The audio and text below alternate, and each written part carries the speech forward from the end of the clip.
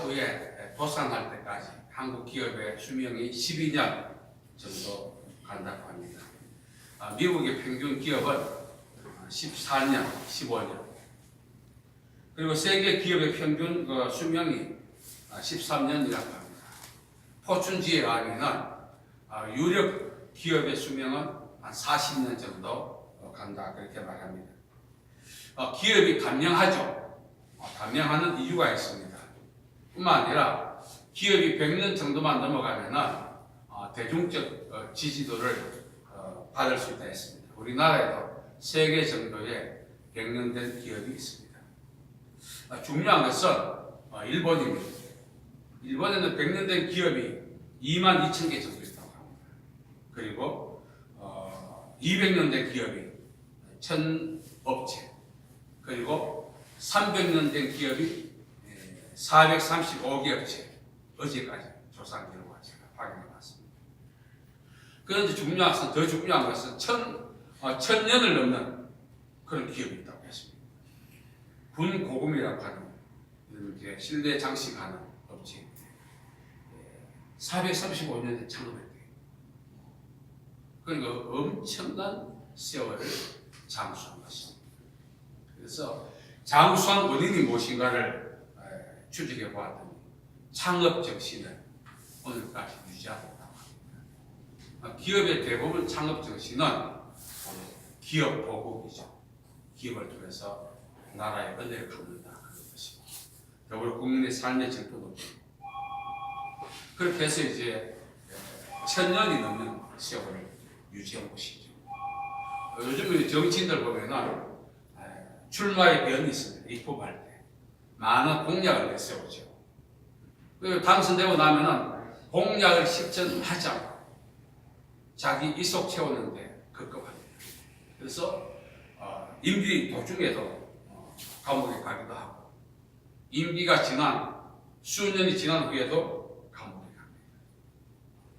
이런 폐단들은 초심이라고 하는 거예요. 정치인은 입법할 때의 그 공약, 또 기업은 창업 당시의 그 창업 이념, 정신, 이것은 초심이라고 하는데 초심을 망각하는데 원인이 있다는 것입니다. 우리 기독교인들도 이제 기업을 창업할 때 선교를 통해서 하나님의 은혜를 갚는다 그런 취지로 출발합니다만 사실 그렇지 않습니다. 우리 목회자도 그렇지만 하나님의 복음을 전가하기 위해 열심히 개척하고 시작했지만 나중에는 월세 내는 게 목적이 되고 그런 상황이 될 때가 있습니다.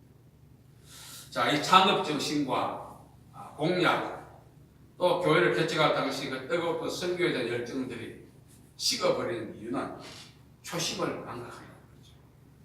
물론 초심을 망각할 수밖에 없는 여러 가지 여건과 요인들이 작용합니다만 그런 작용에도 불구하고 이 초심을 유지해 간다면 반드시 승리할 수 있다는 사실이죠. 누가복음 12장에 보면은 마이다스 손을 가진 부자가 나옵니다. 이 부자는 하는 일들마다 잘 되었어요. 이 당시에는 양극화가 상당했습니다. 그리고 수많은 노숙자가 가지고 있었고요. 가족이 해체당하고 우리나라 IMF가 전가할 정도로 경제적 열악함이 있던 시대였습니다. 그러한 시대에 이 부자는 하는 일마다 잘 되었습니다. 그래서 자기 돈이 얼마인지 몰라. 창고를 더 많이 지어서 건축해서 자기의 축적한 물건을 비축하고 했죠. 이 창고를 짓는다는 것은 현대학적으로 해석한다면 지사가 또 계열 회사가 많이 증가되었다는 것을 이야기합니다. 우리가 그 예수님 당시에는 한 달란트 받은 종이 그것을 감추어 버린 이유는 주인이 대한 잘못된 오해도 있지만 당시에는 본전도 못 찾을 수밖에 없는 그런 경제적 악순환이 있었기 때문에 그렇습니다.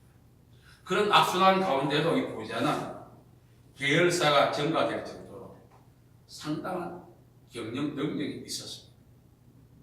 중요한 사실은 이 재물은 하나님께서 주셔서 얻을 수 있어요. 신명기 8장 18절에 보면은 재물을 얻는 능력을 하나님이 주신다 했어요. 자, 주신 목적도 있는 거죠. 능력만 주신 것이 아니라 거기는 하나님의 그 목적도 포함되어 있습니다. 당시 수많은 노숙자가 있었고 가족이 해체당했습니다. 예수님께 사흘 동안 떠나지 않고 예수님 곁에 있었던 베세다 광야의 사람들은 그 생명의 말씀 때문에 있는 것이 아니라 기적을 베풀어서 굶주린 자기의 배를 해결해 주기를 기대했기 때문에 그렇습니다. 사실 20세, 50세의 남자만 5,000명이지 20세 이하 남자, 50세 이하의 남자, 여성을 합하면 한 2만 명 이상이 그 굶주린 배를 예수를 통해서 충족시키기 위해서 사흘 동안 떠나지 않았던 그런 열악한 시대에 많은 계열 회사를 거느렸던 것은 하나님의 목적을 망각했던 것입니다. 그가 계열 회사를 많이 거느렸고 더 많은 기업을 또 계열 회사를 이렇게 세우고자 했을 때 하나님이 그의 계획이 무산당하고 그의 생명을 하나님이 찾으셨다는 것입니다. 사실 보좌에 있어서 이 부는 그 보좌를 시험하는 시금석입니다. 하나님이 우리에게 어떤 재능을 주실 때는 그 재능을 통해서 잘 먹고 살라고 주신 것이 아니라 그 재능을 10분 발휘해서 하나님의 목적의 파트너가 되라는 것입니다. 수많은 극빈자가 있었어요. 그걸 방치했다는 것입니다. 율법의 기본 정신은 레위기 19장 18절에 보면 이웃을 사랑하고 더 나아가서 하나님을 사랑하는 것입니다. 극빈자가 많았다는 것은 이 부자가 자기 축적한 부를 율법을 실천하는 데 사용하지 않았다는 사실을 우리에게 보여주고 있습니다. 하나님께서 주신 부는 이 부자를 시험하는 시금석이었죠. 우리에게도 하나님이 주신 시금석이 있어요. 우리는 알지 못하고 살지만 성경에 보면 가난하게 되는 방법은 두 가지 있다고 합니다. 첫째는 자발적 가난. 이 자발적 가난은 하나님의 목적을 위해서 자기의 소유나 은사나 달란트를 희생시키는 것입니다. 하나님의 목적을 위해서. 또 강제적 가난이 있어요. 그 강제적 가난은 자발적 가난을 실천하지 않을 때 부도, 그 다음 슬럼프, 경기 침체, 더 나아가서 그 부를 당사자가 사용하지 못하도록 하나님의 생명을 찾으시는 것. 이러한 것들이 강제적 가난입니다. 오늘 하나님이 부자에게 주셨던 부는 말씀드린 것처럼 부자를 시험하는 시금석이었어요. 이 부자는 이 부를 갖고 자발적 가난의 삶을 살아야 합니다. 결국 강제적 가난을 당하고 말았습니다. 강제적 가난은 우리의 뜻입니다. 하나님이 이렇게 주신 시간, 건강, 달란트, 은사 이걸 하나님의 목적에 사용하지 않을 때 자기 이미지 메이킹을 위해서 사용할 때 하나님이 그걸 또 찾으시는 것입니다. 진단이 치료라 그랬어요. 이 기업은 왜 단명할까? 우리가 성서학적으로 접근해야 하는데 하나님의 목적과 상반된 삶, 쉽게 말하면 자발적 가난을 살지 않기 때문에 그렇습니다. 제가 수많은 사람을 상담했습니다. 지금까지 계산은 한 3만 명 정도 기도해 줬어요. 기도사에. 하루는 어떤 분이 파크랜드라고 하는 제품을 이제 받아서 수출하는 민간 업자가 있습니다. 제가 잠시에서 몇 년 동안 비즈니스 사역을 했는데 토요일에 우리가 모였습니다. 그날 제가 말했죠. 그날 토요일인데 근무했죠. 주 5일 근무 아닙니까? 그래서 10시 반 돼서 제가 얘기했습니다. 지금 당장 은행에 갔어. 당신 투자한테도 돈 회수해야 합니다. 이제 수업 안 해도 됩니다. 그런데도 자기 집에서 했으니까 어떻게 가겠냐고 안 갔어요. 그리고 저는 그렇게 말하고 이제 마치고 다음 토요일 만났는데 찾아와서 울면서 얘기합니다. 목사님께서 말씀할 당시에 누구의 권고로 상당 액수를 이제 적금에 투자한 거예요. 그런데 그때 갔으면 됐는데 거기서 10시 반에서 12시 반 사이에 깡통이 되어버려요. 그러면서 제보고 이야기합니다. 목사님 기도해 주세요. 왜요? 그걸 다시 회복할 수 있으면 하나님께서 쓰겠다고. 명치가 없죠. 우리가 수많은 사람들이 오늘날 강제적 가난을 당하고 있습니다. 우리나라 기업이죠. 세계 기업. 이 모든 기업들이 초심을 망각한 것도 있지만 그 초심은 창업 당시 창업 이념이 아닙니다. 하나님이 자기는 발견하지 못했고 각성하지 못했지만 하나님이 그에게 주신 하나님의 목적이 있었다는 것입니다. 그 하나님의 목적에 파트너가 되었더라면 장수할 수 있는 거죠. 제가 몇몇 기업들 부채도 있습니다. 제가 이름을 밝히기 힘듭니다. 제가 자발적 가난을 실천하는 거였습니다. 여기에 비단을 수출하는 분이 있습니다. 비단을 수출하는데 그 비단을 사우디아라비아에 수출하게 되어 있었습니다. 그런데 그 비단이 사우디아라비아에 더위가 맞지 않았습니다.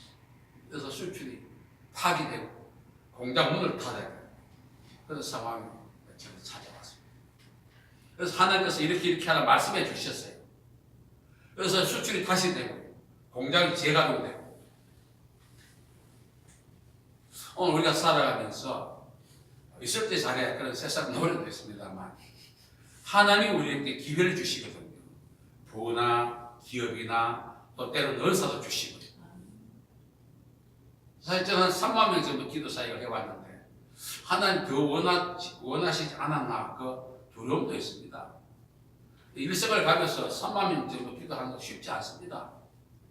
앞으로 이제 얼마나 살지 모르겠지만 계속 기도 사역을 해야 되는데 저는 연사가 하나님 나에게 주신 시금석이다 생각을 하고 막 대드는 사람도 있어요. 전화로 욕을 하는 사람도 있어요. 그리고 그 다음에 찾아와야 기도받으러 그래서 저는 기쁘게 해줍니다. 기쁘게 하나님 나를 시험하신다는 생각이 늘 있게 돼요.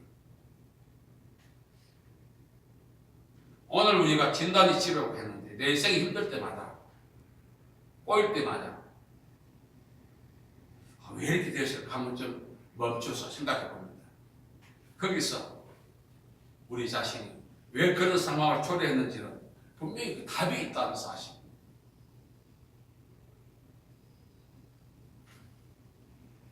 오늘 말씀에 보면은 이제 이스라엘 나라에 이방이 쳐들어왔습니다. 쳐들어왔을 때 많은 사람들이 도피처를 삼기 위해서 예루살렘 성 안으로 들어갔습니다.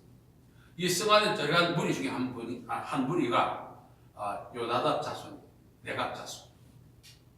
이들은 본래 광야에 살았어요. 오늘 우리가 읽었습니다만 조상들이 유언이 너희들 집을 짓지 말고 광야에 가고 씨앗도 뿌리지 말고 종자도 갖지 말고 토지도 갖지 말고 이것은 절대적으로 하나님을 의지하고 살아가는 것입니다. 저도 주머니 돈 있으면 밥 안 먹어도 배가 불러.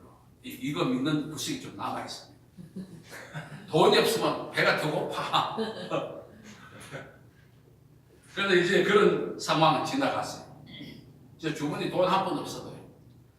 그 뭡니까? 성채권 하나만 있어도 여기 가도 밥은 저기 가도 밥은 얻어먹는 것이 아닙니다. 사실 우리가 주머니에 있는 이 돈을 의지할 때가 있다는 거죠. 이것 때문에 안도감을 가질 때가 있고.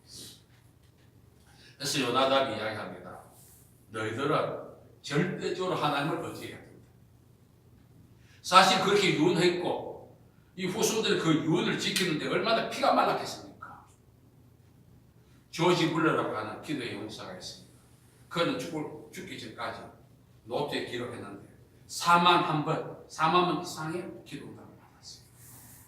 고아원을 운영했습니다. 하루는 이제 저십이 먹을 거리가 없는데 빈 접시를 갖다 놓고 기도하기 시작합니다. 아이들 왜 밥을 안 주고 기도합니다.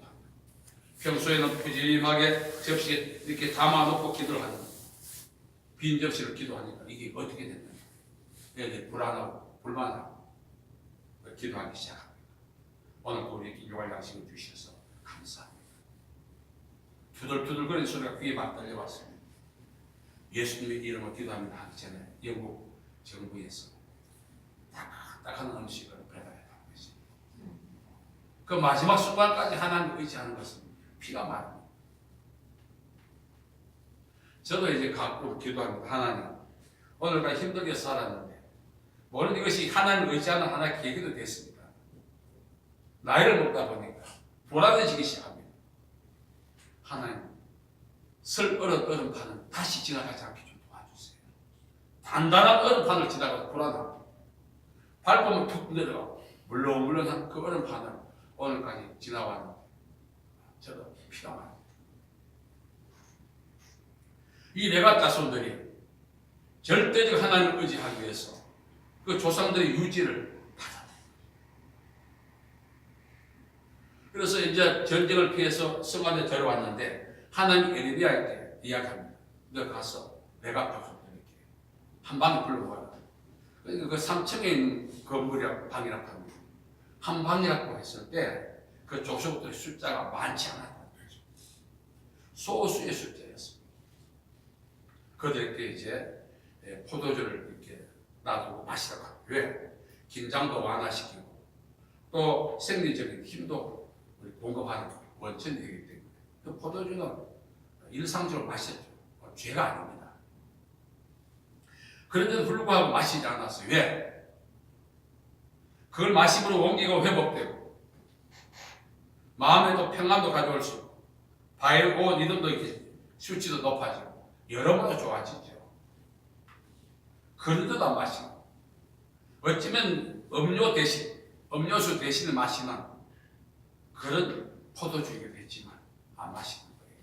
왜? 조상들이 우리에게 유지를 해요. 우리가 살아가면서 삶의 기본이 안 갖추어졌을 때 상당히 불편합니다. 삶의 기본조차 갖추어지지 않으면 가만 살고 싶어요. 오늘 많은 분들이 자살에 관한 그 극단적 방법으로 삶을 마감하는 이유, 내생 여기까지다 판단하고 삶을 마감하는 이유는 더 이상 자기의 삶을 유지해 나갈 수 있는 동력원이 되는 기본 에너지가 없다. 돈도 없고, 건강도 없고, 집도 없고, 먹을 양식도 없고. 자, 이 삶의 기본이 없을 때 삶을 마감할 수밖에 없을 정도로 강력한 종용을 받아요. 그래서 그 동의할 수밖에 없어. 희망이 없습니다. 몇 해 됐습니다만 어떤 아파트 그 맞은편에 밥 좀 주세요 하는 콜에다가 앞에 앞방에는 어떤 아가씨가 그 앞에 있는 방에다 밥 좀 주세요 하고 걸어서 그러는데 이상하다 해서 지금 던졌는데 그걸 봤더니 작가 지망생이 있는데 굶어서 죽어서 10년 안 되겠어. 한 끼의 밥도 먹지 못하는 그런 삶의 기본이 갖춰지지 않다면 삶의 희망을 걸 수가 없어요. 사실 내가 족속들은 지금 극단적 방법을 통해서 자살하는 이 사람들보다 더 생활이 열악했습니다. 의지할 것이 없는 거예요. 그래서 조상들이 이야기합니다. 너희들은 하나님을 의지해야 한다. 그래서 하나님을 의지하는 그 과정이 이들의 피가 마른 삶이었다는 거죠. 그래서 이 기본적인 에너지가 되는 포도주조차 마시지 않습니다. 우리는 돈이 된다면, 살 수만 있다면 하나님을 배신될 수도 있어요. 좋을 때는 할렐루야 하지만. 그래서 이 위기가 사람의 본성을 드러냅니다. 평소에는 여러 사람을 케어하고 멘토 역할도 하고 할렐루야 하고 힘을 주고 용기를 주지만 진작 당사자에게는 위기의 조짐만 보여도 그 요란한 감동처럼 흔들어요. 내가 족속들은 에레미야가 유혹한 건 아닙니다. 하나님이 시험에 받아 그들의 신앙의 정직이 어떤가를 한번 확인해 보라 이거예요.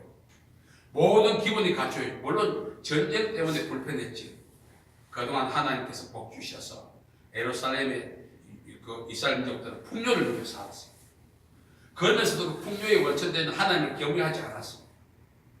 빈곤과 불평 가운데서도 하나님의 절대 능력을 의지했던 이 레갑 족속과 비교하는 것입니다. 그래서 이 성 안에 있는 예루살렘 백성들이 왜 이방인이 침략해서 이 고통을 당하는지 그 원인을 분명히 전달하는 거죠. 우리가 살아가면서 기도할 때 많습니다. 신앙을 수단화하는 거죠. 하나님, 이번에 우리 아들 대학 입학시키면 신학 쪽보내겠습니다. 대학 졸업하고 박사가 되고 안 보내더라고요. 하나님 이번에 이 문제를 해결해 주면 신앙생활 열심히 하겠습니다. 신앙을 수단화해야 되겠습니다. 자기의 삶의 불평과 이 고갈된 것을 충족시키기 위해서 하나님을 이용하는 수단화하는 이런 그런 폐단이 오늘도 많이 있습니다. 그러나 불편을 감수한 것이 아니라 자초했죠. 자초. 하나님의 절대 능력을 의지하는 이들을 통해서 우리가 배울 바가 많이 있다는 것입니다. 우리는 잠시만 불편해도 하나님 이 불편 좀 제거해 주세요. 기도해도 안 되면 쳐다해. 쳐다해도 하나님이 안 먹히면 금식까지 해서 하나님 협박해서 불편을 한번 해결해 보려고 하는 것들이 우리 안에 있지 않습니까? 저도 그런 게 있어요. 그러나 세월이 지나니까 젊어서 깨닫지 못한 것이 있어요. 하나님 의지해야 된다. 확고해야 된다. 그것이 왜 젊은 시절이 없었을까? 여러분, 이 레갑 족속들이 예레미야의 포도주를 마셔라. 이것도 기본이죠. 이스라엘족들은 어떤 가정에 들어가면 항상 이렇게 세수대야 같은 데다 물을 담아서 들어가기 전에 손과 발을 씻어요. 그거는 죄를 정결케 하는 정결의 한 방법이고, 또 들어가면 항상 포도주를 내고, 이거는 하나의 어떤 코스와 같아요. 그 기본이거든요. 그러나 하나님의 절대 능력을 의지하기 위해서 기본조차 이렇게 반납하는 것은 우리가 요즘 배워야 할 신앙의 좋은 장점이 아닌가 생각합니다. 사람이 무엇으로 심든지 그대로 거둔다 그랬어요. 저는 한 가지 부족한 것이 개인적으로 일사각오가 부족하다. 아직까지 요행은 말하지 않지만 불편은 꺼려한다.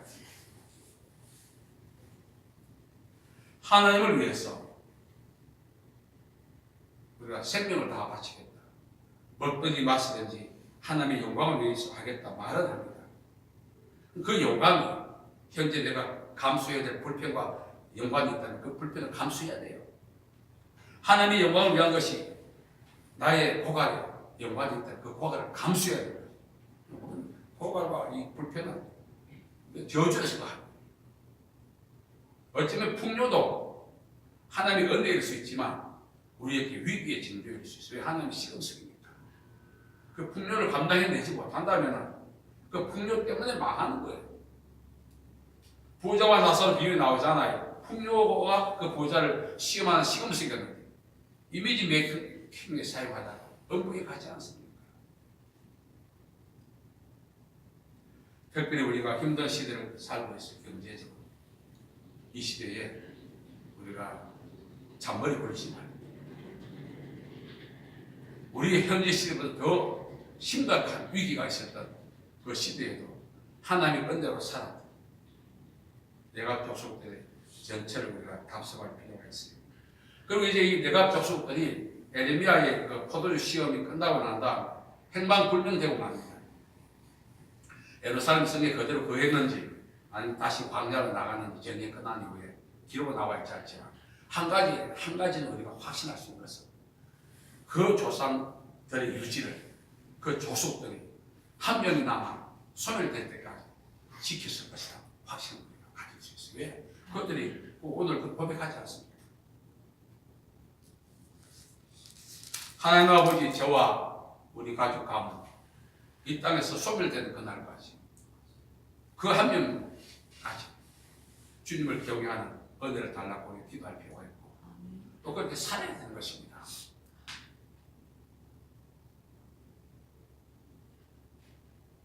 성경 우리를 향해서 다시 말하죠. 먹든지 마시든지 하나님의 영광을 위해 하라. 우리 알고 있어요. 그 영광이 말씀드린 것처럼 내가 감수하는 불편과 연관이 있다면 그 불편을 감수한 것이 하나님의 영광을 위해서 살아가는 방법입니다. 우리는 그렇지 않겠습니다. 잘 빼야 되는 상황. 오늘 우리가 신앙을 수단화하지 않고 하나님의 명령에 말씀에 절대적으로 순종하는 것이 얼마나 중요한가. 이 레갑 족속들을 제가 보면서 짤막하게 나와 있어요. 그리고 그들의 행방 불명됐고 구체적으로 그들의 행적과 그들의 족속들이 어떻게 혈통이 이어져 갔는지는 설명하고 있지 않습니다만 우리가 한 시대에 살아가면서 우리 자신의 신앙을 점검해보는 거울로 삼아야 된다는 것입니다. 우리 하나님 앞에서 떼쓰지 말자고요. 주신 자를 여호와시오 취하신 자를 여호와시오. 욥은 흥할 때도 하나님을 경외했고 망해도 하나님을 경외했습니다. 레갑 족속 역시 마찬가지. 우리가 한 세상 살아가면서 저도 호가호위하고 싶어요. 이제 늦을지 모르요. 중요한 사실은 어떤 환경이든 그 환경을 통해서 하나님의 목적을 발견하고 그 목적에 합당하게 하나님과 파트너가 되어 살아가는 것이 우리에게 중요하지. 호가호위 한다고 중요하지 않습니다. 제가 그 기독교인 부자들 많이 만나봤어요. 엄청난 부자들 만나봤어요. 그분들은 돈을 해결해요. 하나님께 기도해야 된다. 기도합시다. 목사님 뭐 변호사 사면 되지. 병원 가면 되지. 이렇게 해서 저는 막 난처하게 만들더라고.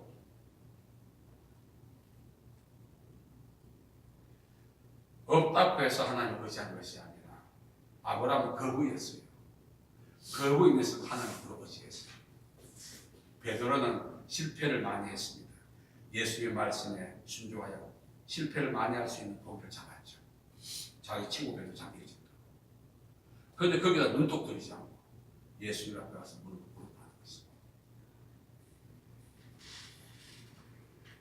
현재 우리 상황이 불편하든 편리하든 하나님이 우리의 신앙의 본색을 점검하는 하나의 시금석이기 때문에 편리할 때 하나님 그걸 경외하고 불편하더라도 신앙의 초심을 상실하지 않고 유지해 나가는 것이 상당히 중요한 것입니다.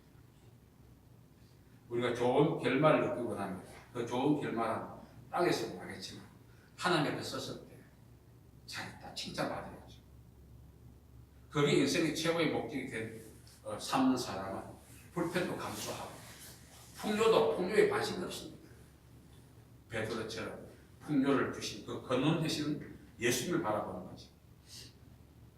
오늘 우리 마음속에 오늘까지 살아오면서 업자나 신앙을 수단화하고자 하는 요행이 있다면 우리가 정리할 필요가 있습니다. 우리 신앙이 불편 때문에 위축돼서 되겠습니까? 우리 신앙이 풍요 때문에 교만해서 되겠습니까? 내가 족속들은 극빈자 중에 극빈자였어요. 많은 사람이 나 저렇게 사는 죽는다. 어쩌면 이렇게 비아냥거리는 그런 삶을 살면서도 당당했어요. 왜? 하나님의 은혜를 의지하는 사람 당당합니다. 저는 항상 가면 왜 그렇게 당당하냐고. 교만할 정도로 당당하다고. 가진 것도 아무것도 없는. 왜? 하나님이 나를 살려주셨고 지금도 살려주시고 앞으로 그렇게 하실 것입니다. 여러분 모두가 내가 족속처럼 어떤 상황에서도 절대적 하나님을 의지하시기 바랍니다. 그렇게 살아가신다면 멸절될 것 같지만 하나님 보존해 주시고